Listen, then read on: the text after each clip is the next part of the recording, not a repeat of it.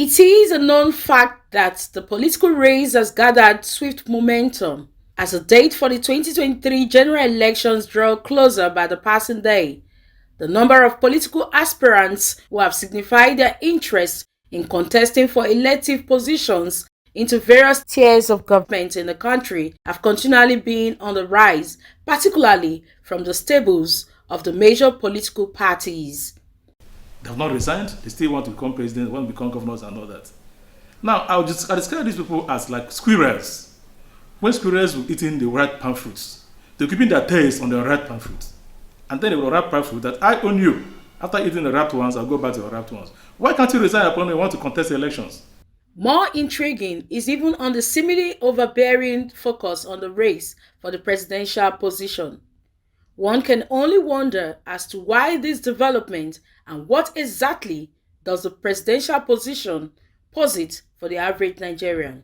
Why would a country allow over 15 to 20 men get forms of 100 million each without certainty of ticket, without certainty of position, without all of them knowing, with all of them knowing they won't emerge as number one, yet they are procuring forms? Probably because people are waking up. People are beginning to see that there is so much that they can offer to the country. When you concentrate the entire power of the nation and resources of the nation in one single office, you are likely to have everybody daring to get there. But then, are there not even other elective positions which should directly bear impact on the lives of the people? We are looking at people who cite an example of where they have served, either as low persons or in a lower cadre, being transparent. So if your antecedent doesn't speak for you as a transparent and an accountable person, you will not do magic when you get to the higher cadre.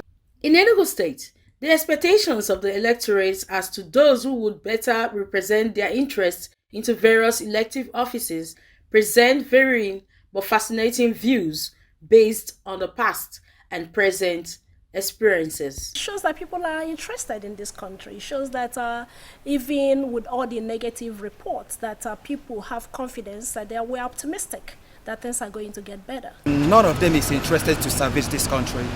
Everybody is ready to grab the money wherever it is coming from. So I don't think that some of them have anything to offer. I've not really seen any of the candidates who has the answer to the problem of this country. The political awareness of the people in this part of the divide seems quite high. Some have even formed political pressure groups to harness and ensure that the electorates get their acts right and vote in credible candidates in the general elections. Kind of recouch their manifesto by telling them to include this and maybe exclude this.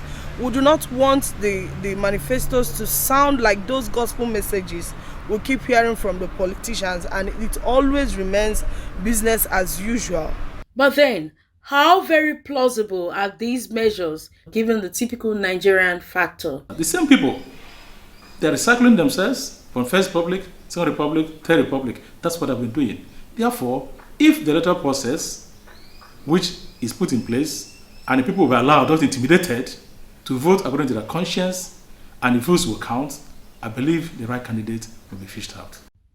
All in all, the stage is set, and it is hoped that the Nigerian electorates are now wise up enough to determine their destiny by choosing and voting right in the 2023 general elections.